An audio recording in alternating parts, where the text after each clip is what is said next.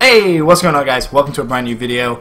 It's been a while since I last uploaded a video. A really long time, of course. In that time, I have moved over to America. I live in New York City now, so a lot of stuff has changed. Didn't have my setup for a really long time, but finally everything is kind of situated, sorted out. Got my whole setup done and dusted, so that's good. So I thought, why not create a video? Have some time now, and was like, well, what's one of the videos I've been meaning to do for a really long time?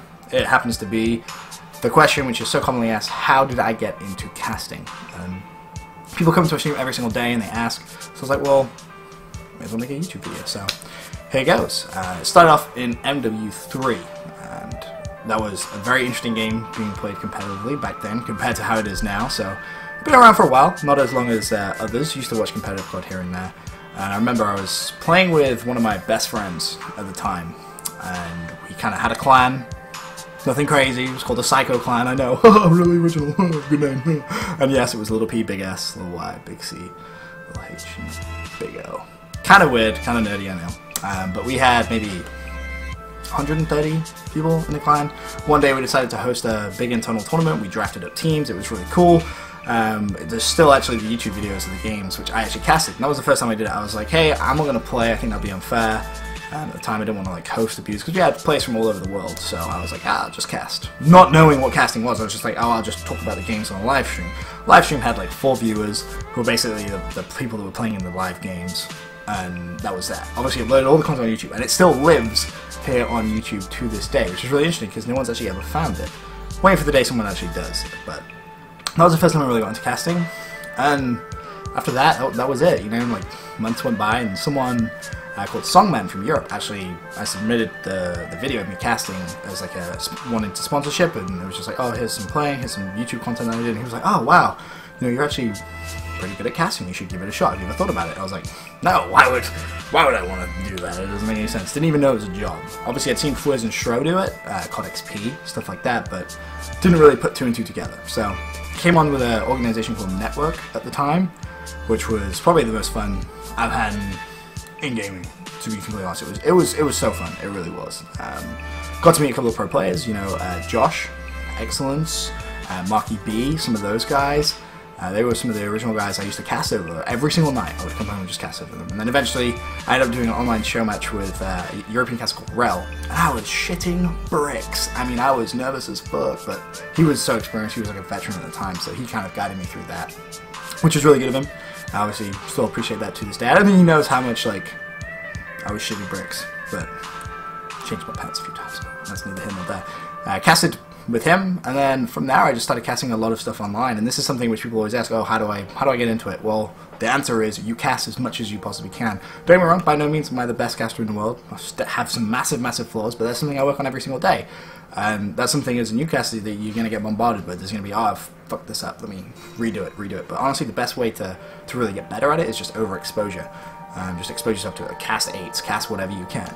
And ultimately, that was what I did. And when I first casted online at a major event, it was with Brycey. Some of you guys may know him. It was EGL 6, which was a Swedish event. No, sorry, EGL 7, I lied. Was it 7 or was it 6? No, it was 6, I was right. It was a Swedish event. It was like 6 teams. Me and Brycey casted all weekend. It was like pool play. It was pretty fun. Me and him were tired, but we were both relatively new at the time. And we kind of had a little bit of a duo ship going on. And it was at that moment I was like, alright, well, here's my goal.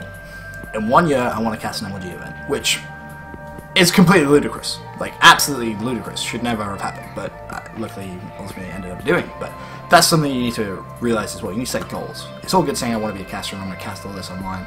And I see so many people do it. They're like, oh, I cast every day at this. It's like, alright, but what is your goal? And I'm like, well, I want to be a caster. It's like, well, you're casting every single day. That would make you a caster, but what's the goal? And people don't have it. And that's the key. If you're going to get into casting, you need a goal to it. Like, you need to have, like, sort of stepping stones. Obviously, you want to have an ultimate long-range goal, which mine back then was, you know, get a full-time job in esports, which now I'm lucky enough to have. So you have to set those achievable goals. Definitely need to be achievable, but it doesn't have to be like, this is the ultimate goal and that's what I'm working towards. You want to have baby steps towards it. So, you know, casted the online tournament with Brycey, then ultimately went on and casted the first EGL LAN event, which would have been 7. It was crazy. I remember first LAN event I've ever been to, so nervous, chugged energy drinks, thinking that was going to be the best thing. Fucking screamed my ass off like the whole time. Had no idea really what I was doing at all. Some people enjoyed it, some people hated it, of course. And that's the way that it's going to be with casting. Some people are going to love it, some people are going to hate it. Different people have different opinions on what makes a good caster. No one's going to be perfect. That's the first thing you need to realize. Second thing as well is you need a duo. Casters always come in pairs. You're never going to have someone solo casting. Although that is what I used to do a lot, so I kind of got really good at that, which was difficult trying to break into casting with a partner. But again, that's neither here nor there. Casted a lot of MW3, all the final lands did an I-series in there as well. And it was at that time Black Ops 2 was just coming out. I got to go to Eurogamer, work with Activision, casting Black Ops 2 for the first time. That's when I met some YouTubers like Faircrads, KSI, Ali A, some of the big guys that were in the UK, Twinsane as well, shout out to those guys. And it was interesting because for the first time I was kind of in that world of these guys have a full-time job in this is what they do in gaming. It was awesome, it was so cool, and I loved it. And then that was when the goal of, oh, this is when I want a full-time job in esports really came about. So obviously two goals, one was cast MLG, and the other one was full-time job, so obviously stepping stones, deep in the distance, but really developed a relationship with Activision there, and did some DLC releases, started working with them, so started generating some actual income from it, which was really cool, because it was just a hobby at the time. And of course Black Ops 2 comes out, and Christopher Puckett, as you know, started casting Call of Duty as opposed to his old Halo roots. And he didn't know the game, but he's one of the most experienced casters in the game, period, like in casting. It's like 11 years plus now of experience, so he knows what he's doing. Really easy for him to learn a new game.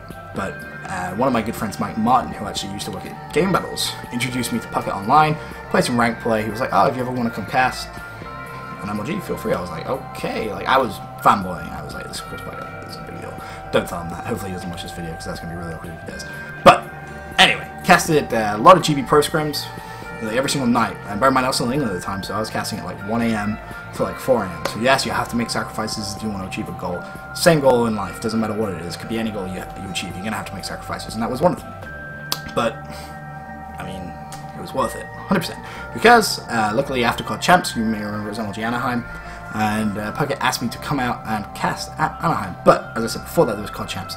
CoD Champs was awesome experience, Black Ops 2.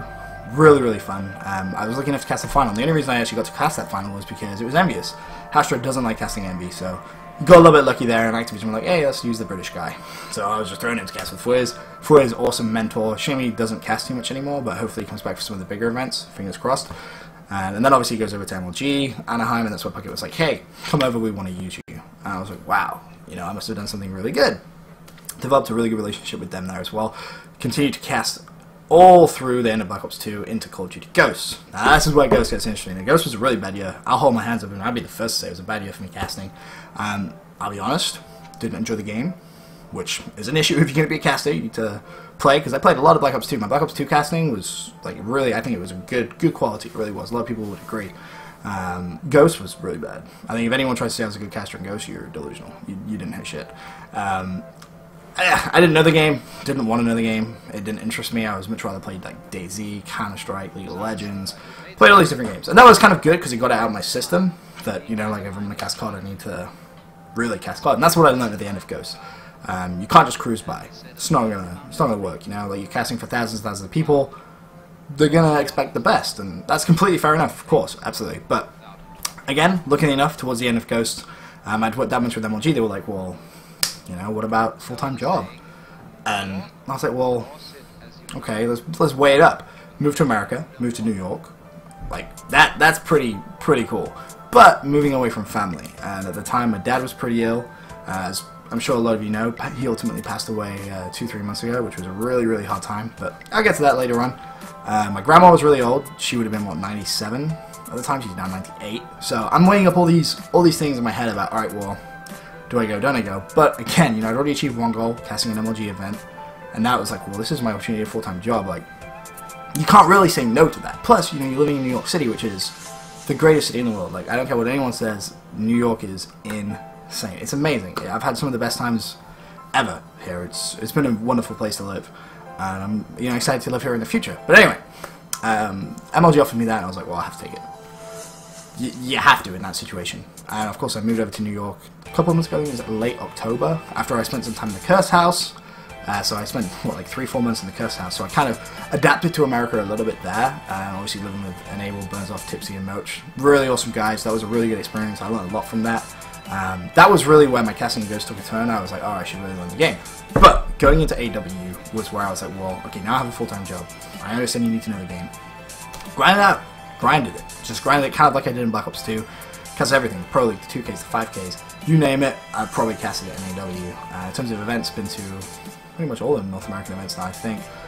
Mr. X went over to Europe to do the European regionals, and he's been a really, really big part of sort of learning the game. He understands games quicker than most people will after playing it for a year. And it's ridiculous. It shouldn't make sense, but it does. So casting with him every day has really helped me as an individual and a caster. And that's the key. That whole story basically breaks down to one simple fact. You never stop learning. Doesn't matter who you are, no matter how good of a caster you are, how bad of a caster you are, there's always something you can improve on.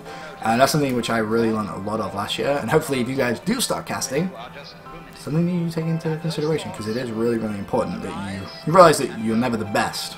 There's always someone who can do it better than you. And that's what really drives me. It motivates me to do the best I possibly can, and really grind. So the last couple of events I've been taking notes, stats, everything here, there, and everywhere, and I've gone back to that kind of Black Ops 2, chilled out, do some analysis, break down, obviously still do a lot of play-by-play, that's my bread and butter, but ultimately I understand what's going on in the game, so helps me identify, oh, that was a big kill, or show them in the back. So yeah, but in terms of the YouTube channel, going to upload a lot of content on here, should have some time. I'll try and dedicate an hour or so every day to upload a video and hopefully entertain you guys. That's the ultimate end goal, but I hope you enjoyed this one. See you guys next time.